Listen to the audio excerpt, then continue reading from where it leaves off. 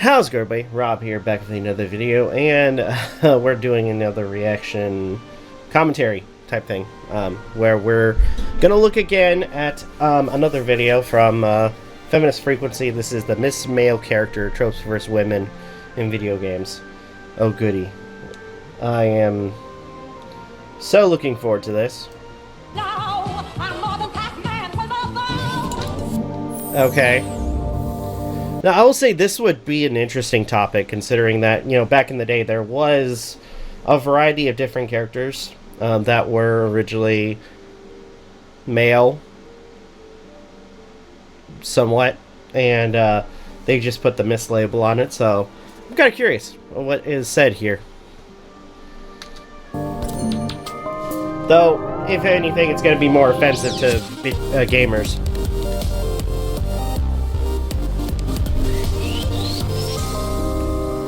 Alright, here we go. In this episode, we're going to shift the discussion away from plot devices to focus on a pattern in character design and conceptualization, which I've decided to call the Ms.Male character. Okay. As always, it's important to keep in mind that it's entirely possible to be critical of some aspects of a piece of media, while still finding other parts valuable or enjoyable. I mean, yes, normally, but as we've stated time and time again, it doesn't seem like you want to try to, you know, be, you know, in a sense, be critical, but more be dishonest. Like in a lot of factors where we've discussed these topics, you just seem to, in a sense, demonize, you know, gamers and the games that they play. You know, claiming that they're sexist, that everything is sexist, everything is misogynistic, that everything should be, you know, in a sense, called out for such. Let's begin our examination of this trope by traveling back in time to 1980 and the creation of one of the most famous characters in the history of gaming. Initially called Pac-Man in Japan, the name was later changed to Pac-Man when the game hit arcades in the United States. Incidentally, Toru Iwatani, the creator of Pac-Man, has stated in numerous interviews that the game was designed to appeal to women because, and I'm not kidding about this, he said, "When you think about things women like, you think about fashion, or fortune-telling, or food, or dating boyfriends." I mean, it kind of, by that logic, it kind of makes sense. So I decided to theme the game around eating. After eating dinner, women like to have dessert. Luckily, Iwatani's regressive personal or cultural notions about women are not reflected in the finished game itself. Pac-Man went on to become an international sensation and remains one of the most recognizable pop culture icons today. But probably not because women are genetically predisposed to like eating desserts more than humans of other. I mean, I don't want to. I don't think that this is him like trying to be insulting in a way. I mean, unfortunately, I mean, in terms of like characterization, it did seem like in terms of like women, in terms of some of their likes, especially I would have to guess in Japan, considering this is, you know, based on a Japanese game, that would be some of the things that, you know,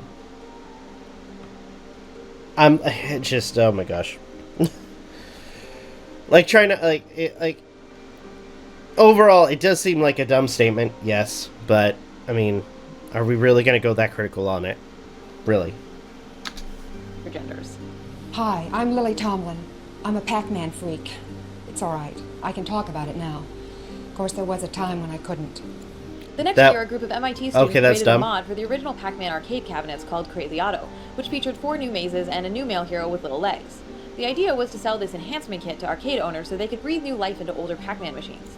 But because of a separate lawsuit settlement with Atari, they decided to try and sell Crazy Otto directly to Midway, the US manufacturer of Pac-Man cabinets. As luck would have it, Midway was anxious for a follow-up to Pac-Man and worked to transform the mod into an official sequel. In an effort to continue appealing to female gamers, Crazy Otto was briefly changed to Pac-Woman, then to Miss Pac-Man, before finally becoming Ms. Pac-Man. An 11th hour move designed to avoid potential backlash for the third cutscene, which features a child born out of wedlock. Oh god. That's not a thing, is it? The game oh hit my arcades god. in the United States in 1982 and was an immediate smash hit, becoming the most successful American-made, coin-operated arcade cabinet ever produced. Yeah. Like her predecessor, Ms. Pac-Man quickly achieved widespread cultural prominence, and it wasn't long before she was turned into a special marshmallow and added to Pac-Man's cereal. Pac-Man cereal got a new surprise. When you look inside, it's shocking. Shocking pink, it's new Miss Pac-Man marshmallow. She's got a shocking pink, oh, oh. Ms. Pac-Man was not Yeah, only but one those of the marshmallows look like crap anyways. Let's be fair. female characters, but she also holds the distinction of being the original Ms.Male character in video games. I describe the Ms.Male character trope as a female version of an already established or default male character. Okay. Ms.Male characters are defined primarily by their relationship to their male counterparts, via their visual properties, their narrative connection, or occasionally through promotional material. Now, in that sort of logic, I mean, that kind of makes sense, because, I mean, like I said, there's quite a few characters that I would say initially were just male characters, but as time has progressed, they create a brand new character under the same name, but with the sort of Ms. title to it. So I can understand the logic here. I can somewhat understand the logic. Girls. This trope is, of course, part of a long tradition in visual storytelling. The process of creating Ms.Male characters out of pre-existing male heroes has been especially popular in animation and comic books over the past century. But, I mean, that was...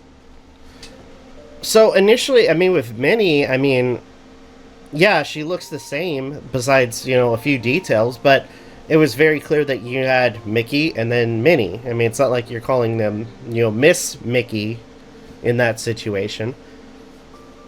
As well as Supergirl. I mean, are we to imply that there's only one? I mean, considering the fact that Krypton was destroyed, so like, is Superman the only Superman or super person from Krypton? Like, I don't know if this would classify like this example of Supergirl.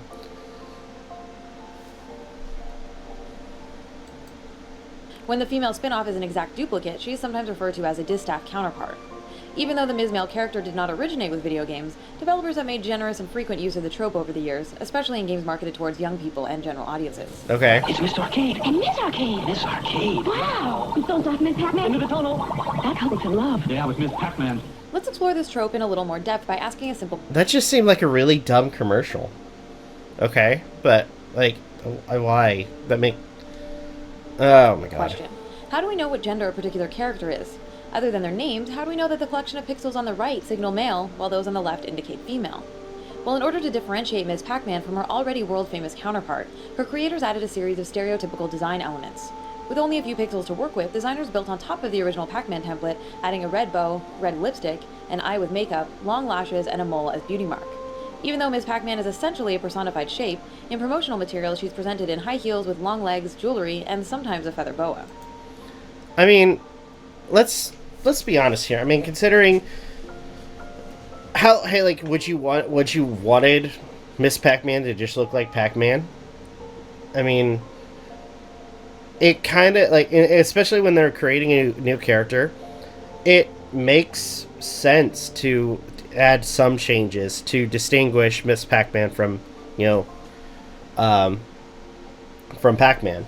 I mean, hell, to use the animal kingdom, for example.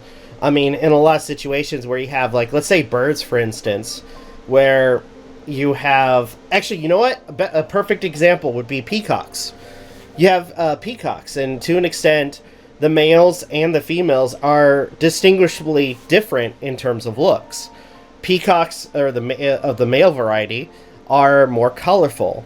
And in terms of, like, let's say when they're trying to find a mate, they have to be more comfortable, more broad. Whereas in terms of the female peacocks, they're have more of a dull color. A lot of times, especially when it comes to different animals have different, I want to say, details in that determines whether or not they're male or they're female. The design elements that were used to transform Pac-Man into Ms. Pac-Man are referred to as feminizing gendered signifiers. Not really. The bow, the makeup, the long eyelashes are all specific stylistic choices. They're all part of our culture's visual vocabulary, intended to convey information about gender to the viewer. I mean, but ultimately it is to show that the character is different. Or at least you can recognize who the character is. I mean, there's no problem with that. Game designers use these stereotypical attributes as a sort of shorthand to quickly identify a given character as female. Exactly, to identify the character as female. Again, referring to my my example just now about peacocks. Childlike hair decorations are by far the most frequent accessory used for this purpose. It's standard practice for creators to just put a bow on top of anthropomorphized animals or personified objects in order to communicate that a character is not male. The Bubble Bobble series stars heroes. It's funny that she said, because a lot of times you have people, going back into that logic, because stereotypically, a lot of times you have individuals, especially with men, you have to have short hair. I mean, as you guys can see, I'm rocking a freaking ponytail. But, I mean, overall, you have people where it's like, it's a particular stereotype of how a person is supposed to look. Men are supposed to have short hair. A lot of times, men are supposed to be, sort of like built in a sense. Whereas women, they have a particular body type, way that they're supposed to look. Is that bad? No, but overall, I mean, we can't break from stereotypes, but it's not necessarily bad to have these quote-unquote stereotypes. Especially in, like, let's say, for instance, I hate to use this as an example, because a lot of times in workplaces, they ask for a particular, look of it for the individual. Bub and Bob, who are charged with rescuing their female counterparts and respective love interests, Peb and Pab. Lala is a feminized version of the male hero Lolo in the Adventures of Lolo series. Okay. Mimi fills this role as the main protagonist's girlfriend in the Super Monkey Ball games. In Disney's popular Where's My Water mobile games, we know that Allie is female because she's the only alligator who wears a bow. Okay. The Adult Swim game Giant Boulder of Death takes the trope to ridiculous extremes by gendering a pink boulder with a giant pink bow before she's stuffed in the refrigerator to motivate the blue boulder to seek revenge. Okay. Now, the interesting thing is that these gender signifiers are really quite arbitrary and abstract. There's nothing about a bow in and of itself that's intrinsically or essentially feminine. It's just a piece of colored fabric, after all. Yeah, I mean, it's just a piece of fabric, but overall, again, it helps you distinguish who the characters are. But our society currently assigns a very specific, socially constructed, and strictly enforced meaning to that piece of fabric. It's a symbol that conveys the concept of female, and invokes the idea of girlhood. The indie game Rogue Legacy has an interesting system whereby you can be randomly assigned the choice of either male or female heirs to play on each run. Okay. The characters are essentially identical, both mechanically and aesthetically, except for a very minor difference in their breastplate styles. So far, so good. But all the female heirs also have a strangely conspicuous and completely unnecessary lavender-colored bow on top of their armor. This is a classic example of put a bow on it. Also, hold on, go back. Hold on. Okay, I was about to say something about the shield. Because the shield looks like, because for a second, I thought that the shield for the female had a heart, whereas the one for the male had only a triangle. But, okay. So, bow, okay. But, again, I mean, I'll be honest, I mean, besides seeing the bow, I mean, both characters look genuinely the same. I mean, let's be honest here. They both look genuinely the same, except for the bow. For a very minor difference in their breastplate styles. So far, so good. But all the female heirs also have a strangely conspicuous and completely unnecessary lavender-colored bow on top of their armor. This is a classic example of put a bow on it. No. The color coding of characters is another frequently used visual element to signify gender. Typically, the dominant color used in the design of the female variant is bright pink, although sometimes a purple or pastel palette may be used. Hey, I like purple. In the 1985 NES classic Ice Climber, player 1 controls Popo, who wears a blue parka. If you have a second player, they can control Nana, who wears a pink parka.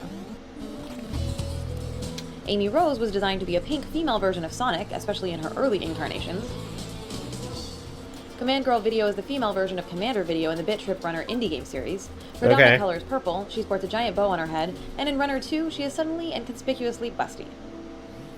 The most commonly used gendered signifiers, or feminizing accessories, are bows, lipstick, long eyelashes, and the color pink. But there are a whole host of other design elements that, in combination, serve the same purpose. Other signifiers used to differentiate women from men are pigtails, high-heeled... I'm sorry, I was distracted by that bomber thing. I'm sorry, I'd like to go back. Lipstick, long eyelashes, and the color pink. But there are a whole host of other design elements that, in combination, serve the same purpose. Other signifiers used to differentiate women from men are pigtails, high-heeled shoes, painted nails, pronounced makeup, especially blush and eyeshadow, midriff-bearing outfits, exaggerated breasts with exposed cleavage, and a heart motif in their design or... I mean, wasn't that usually the... I mean, I'll say sometimes it is kind of over the top, but, I mean, isn't, again, like, in terms of, like, trying to distinguish male or female characters, I mean, isn't that how it is? I mean, in terms of, like, gaming back then? Especially when you have characters with limited pixels that are almost similar in design and no way of distinguishing who is who, right? or powers. Pretty Bomber is the protagonist's adversary and sometimes love interest in the Bomberman series.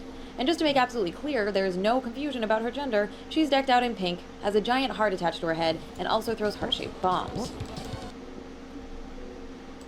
Yeah. Gendered signifiers are not mandatory for the Ms.Male character trope to be in effect, but these types of stereotypical attributes do serve to mark female characters as decidedly different by virtue of their feminine presentation. Now, just to be clear, there's no inherent problem with the color pink, makeup, bows, or high heels as design elements on their own. It does seem like that, though. I mean, with this video, it does seem like that. And of course, people of all genders may choose to wear any of them from time to time in the real world, and there's nothing necessarily wrong with that either. No, it isn't. However, when designers choose to use the Ms.Male character trope and its associated visual stereotypes to specifically distinguish female characters from the rest of the cast in a fictional context, it has a few negative consequences. How? One repercussion of constantly relying on feminizing signifiers for character design is that it tends to reinforce a strict binary form of gender expression. The gender binary is an entirely artificial and socially constructed division of male and female into two distinctly separate and opposing classes of human being. The gender binary also erases the continuum of gender presentations and identities that fall outside of the rigid masculine-feminine false dichotomy. Oh, and good within lord. that strict binary, women are marked, while men get to remain largely unmarked. How? In the Mario franchise, the Koopalings were originally described as Bowser's 7 children. All of them are male except for one named Wendy O. Koopa. We know she's female because her designers use practically every hyper-feminine frill and accessory available to separate her from her male siblings. Wendy's 6 brothers, by contrast, are unmarked by gendered identifiers, which means that they get to be presented in a variety of creative ways. Ludwig... I mean, let's be fair here. I mean, you have the big, stocky, pink one. Unmarked by gendered identifiers. Right there. I mean, for all we know, that one's probably female too. Right? Because it has a pink hood. I mean, for all we know, that one's a female too. Which means that they get to be presented... I mean, yeah, look. I mean... because you have 2 characters that have pink. I mean, by the logic of using, you know, color coding, I mean, for all we know, that one is more of a, like, beefed up, like, female character. So, in a sense, you kind of misgendered them in that event. in a variety of creative ways. Ludwig's design communicates intelligence and arrogance, while Lemmy's reveals his playfulness, and Iggy's makes him seem maniacal and a little unbalanced. Sadly, Wendy's identity is limited by the fact that she's covered in superficial gendered signifiers. One look at her and you know she's female, but not much else. As with many Ms.Male characters, her defining characteristic is her gender. Wendy also suffers from a parallel condition I like to call personality female syndrome. Oh god. Or maybe she's just, you know, female character. Maybe that. Female characters are reduced to a one-dimensional personality type consisting of nothing more than a collection of shallow stereotypes about women. She's vain, spoiled, bratty, and quick to anger. I don't care! I want America for my birthday! I want it! When female characters are marked by obligatory stereotypical identifiers, it actively limits the range of available options by enforcing a narrow, restrictive, and What about in situations where you have characters who are, like female characters who are one note, who basically are not interesting whatsoever? I mean, there's been a slew of like characters that are women, this is probably like the one that's mentioned the most, but I think it was like Palsy from Halo 4, who was part of the Spartan program, who is, in a sense, very, very, very fucking one note in terms of her character. Just, oh, I'm leader, you listen to me, you know, kill anybody who doesn't follow our rhetoric, this and that. Nothing of that would note of her having any sort of personality whatsoever. And it just, like, she's not a very interesting character to follow. So there are characters that, that don't follow the whole sort of, like, feminized traits, but still are very, very one-note. Monolithic model for the portrayal of femininity. Meanwhile, since male characters are allowed to be unmarked, it permits a much wider array of possibilities for their designs. Not really. I should note that even though pink and purple are strong gendered indicators when combined with other feminizing visual markers, those colors are not the exclusive domain of women. An expanded color palette is something we do see applied to men on rare occasions, as with Kirby, Bomberman, or Roy Koopa, but they are the exception to the rule and are typically only found in colorful, childlike, and extremely male-dominated worlds. How? Yeah, isn't that character supposed to be trans? But if a bow, lipstick, eyeshadow, or heels are placed on an otherwise male-identified character, the intention, or at least the result, is typically a homophobic or transphobic joke.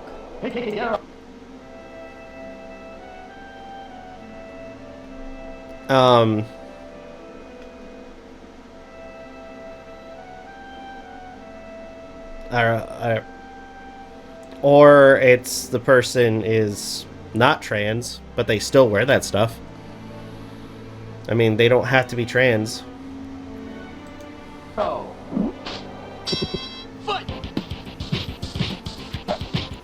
There are a few optional design accessories for men like neckties or baseball caps, but they don't hold the same significance. They're not ubiquitous or strictly enforced, and they're never really used to mark men as not female in larger fictional universes dominated by women.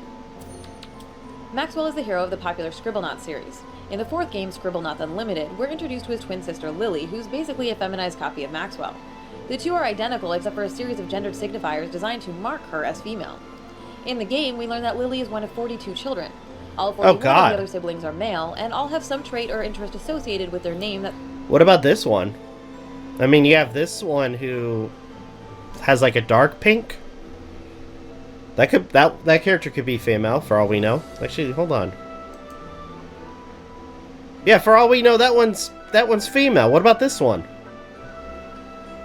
Yeah, that because I mean they're all wearing hats, it seems. For all we know, that one could be female. I mean, you can't just assume, right? You can't just assume a character's male or female. That serves to define their personality. There's Artie the artist, Buzz the astronaut, Blum the emo rocker, and so on and so forth. And all are unlockable and playable during the course of the game. By contrast, Lily's personality trait is essentially being Maxwell's twin. She has no associated interest or hobby other than being the female version of the game's hero. In addition to being a Ms.Male character, Lily is also a particularly pronounced example of another related trope called the Smurfette principle. The term was coined back in 1991 by feminist author Katha Pollitt, and is of course named after the only female Smurf in Smurfville. The Smurfette principle is the tendency for a piece of media to include only one woman in an ensemble of male characters. The trope is a pervasive problem in video games, manifesting as the token chick in any given grouping of heroes, villains, or non-playable characters. An exceptionally stark example of the trope can be found in the original Mega Man series. Over the course of 10 games, there are 78 bosses or robot masters, and exactly one of them is female, Splash Woman, who appears in the 9th game. Okay. In the Wii U game The Wonderful 101, 6 of the 7 color-coded playable heroes are men. The one exception is, of course, the pink hero named Wonder Pink. In addition to her Smurfette status, she's also afflicted with personality female syndrome. I got in late last night, but there was this party, and then the after party, and then the after party. I needed a major powder break to freshen up before meeting you guys. Wonder Pink is shallow, vain, materialistic, and flies into a rage at the drop of a hat. You can find Smurfettes in just about every genre, from dungeon crawlers to racing games, from RPGs to shooters. Pollitt sums up the crux of the Smurfette problem nicely in her New York Times article. The message is clear. Boys are the norm, girls the variation. Boys are central, girls peripheral. Boys are individuals, girls types. Boys define the group, its story, and its code of values. Girls exist only in relation to boys. With that, I mean, there's a good chance that I feel that if it was reversed, where a lot of the characters were male, it would be the same thing. I mean, let's face it. And I think at this point, nobody really cares whether the character is male or female. How they look like has no relevance to the situation. As long as the game I think that's the biggest thing, as long as the game is entertaining. Whether they have a bow does jack shit on how the game is played. With that in mind, let's come back to Ms. Pac-Man for a moment. One of the core consequences of the Ms.Male character trope is that it helps to define women by their connection to men. So despite her tagline, more than Pac-Man with a bow, Honey, don't you know, I'm more than Pac-Man with a bow. Ms. Pac-Man's visual properties are simply an extension of Pac-Man's original design. She actually kind of is just Pac-Man with a bow. Her simple narrative reinforces the fact that she really only exists in relationship to Pac-Man. She's both his love interest and also the mother of his child.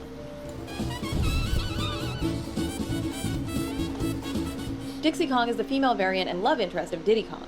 Note the ponytail and hair ringlets, pink shirt, pink hat, earrings, and eyelashes, all to distinguish her from her predecessor. Okay. Essentially, Ms.Male characters are feminized imitations or derivative copies of already established male characters. Or just They new exist only characters. because of and in relationship to their male counterparts. Ms.Male characters typically aren't given their own distinctive identities and are prevented from being fully realized characters who exist on their own terms. Didn't Dixie get her own game? Hold on, I want to look this up.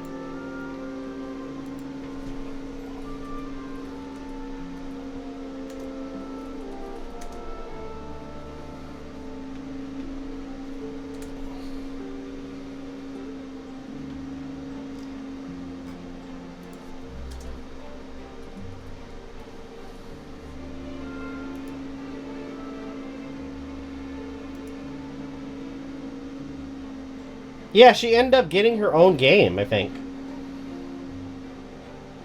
Called Dixie Kong Double Trouble. And if I remember correctly, she was... I mean, it was called Donkey Kong 3, but overall...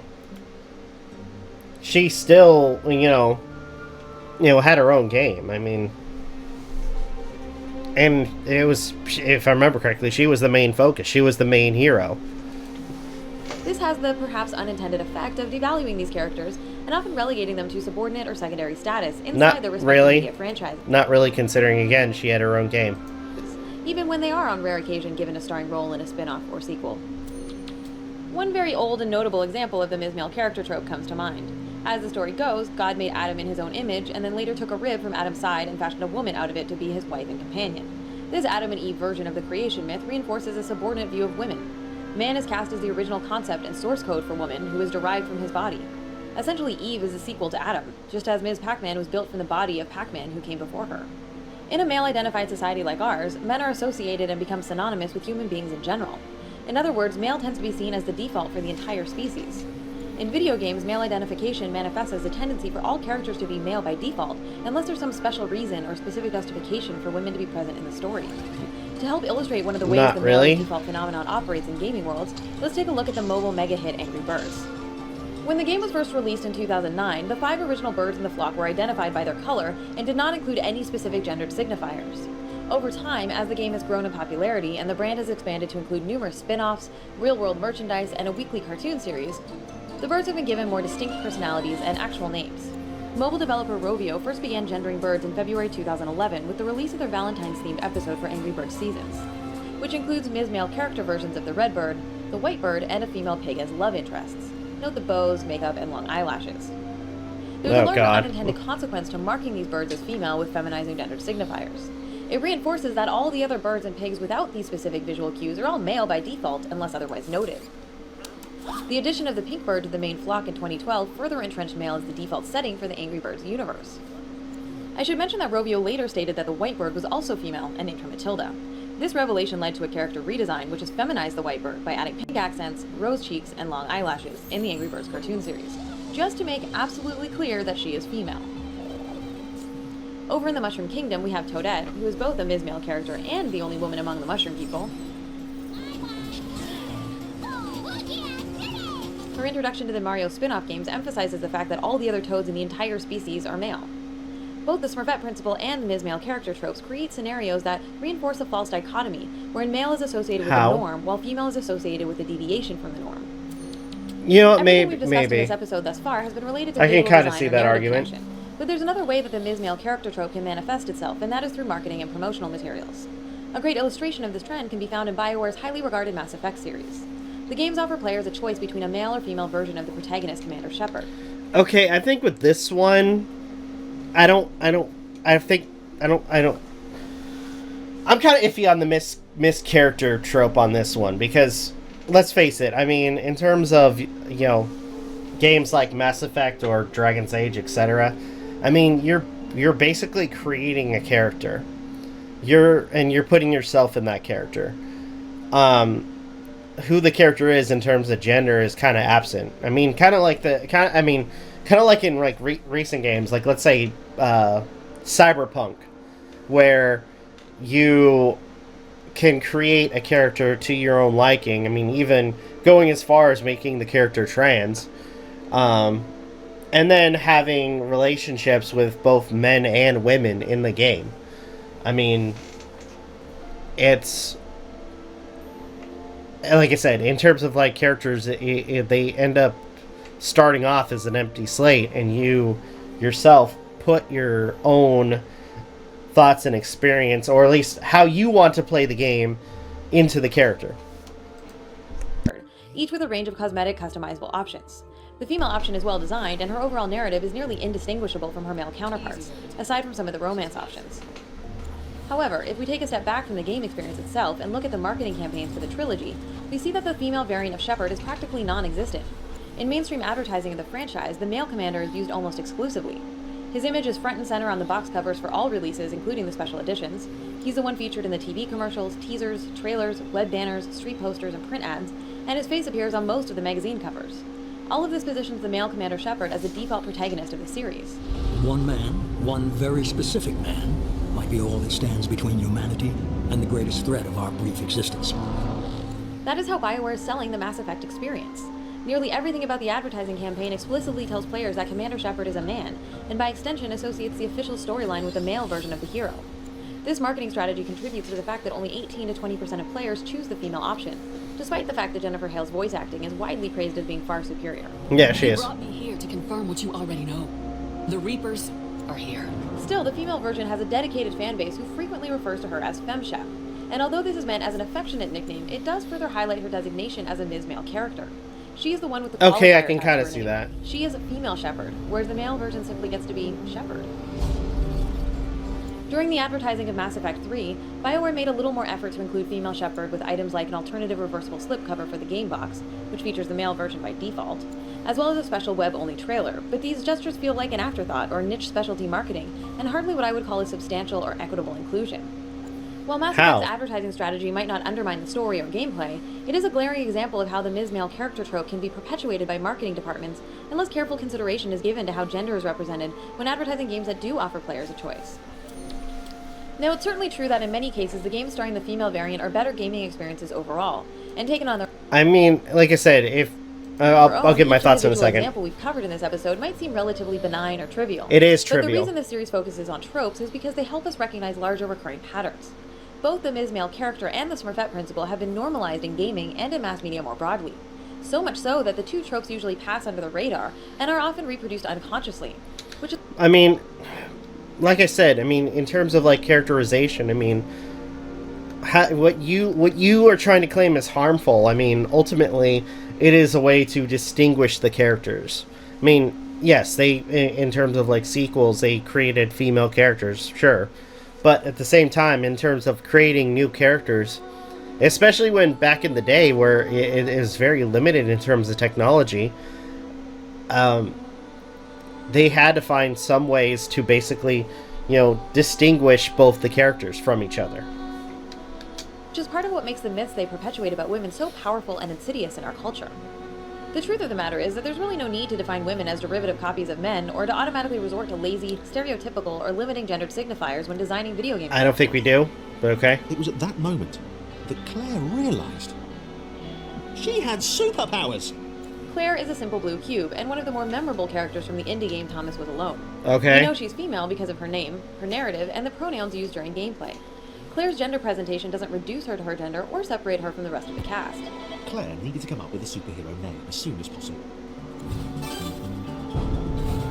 Half of the playable characters in Towerfall are women, and the game is also notable for its color-coded version. The Last of the Order wears blue, while the Assassin Prince is decked out in pink. Okay. Indie games like Knit Underground, Scary Girl, It'll Do, and the iOS title Lily all have female characters who resist gendered stereotypes. Each of these indie games avoids falling back on the Ms.Male character trope, or relying on narrow, superficial visual markers as a stand-in for personality. The visual aesthetics of these female characters displays a range of gender expression and presentation, using a variety of hairstyles, color choices, and accessories. Developers can also choose to give players the opportunity to get to know the personalities, interests, and struggles of their characters. Even with minimal narrative or limited graphics, it is entirely possible to make games that feature dynamic women who exist on their own terms. Remember, it all starts with a harmless quarter, but it can turn to tragedy, just like that. Good lord.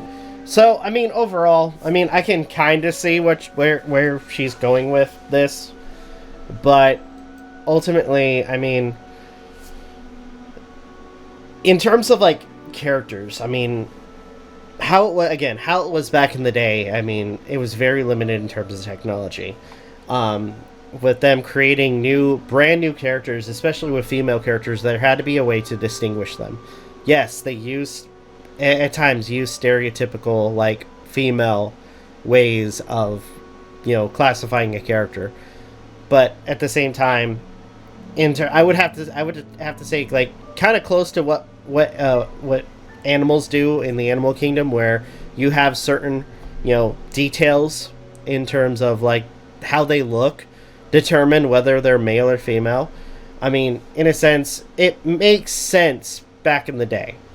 And yes, I will agree that in terms of, like, how a character looks, I mean, you can, expand the norm in terms of, like, character design. In terms of, like, color coding, like using pink or purple, which again, I'm a big fan of purple. But overall, I don't necessarily, and I think a lot of people can agree with me that, in terms of, like, this whole thing of, like, the Ms.Male trope, I don't consider it at all as being harmful, in a sense. Again, it was back in the day, it was a way to determine, who the characters were. And as long as the games are good, as long as the games are fun, there shouldn't be really an issue at all. So, anyway, for now, I think I'm gonna go ahead and I'm done. This was interesting, and I will say that, to some extent, I do agree with some things, but I don't agree with everything. So, everybody, I'm gonna take off. You guys have a good one, and yeah, take care.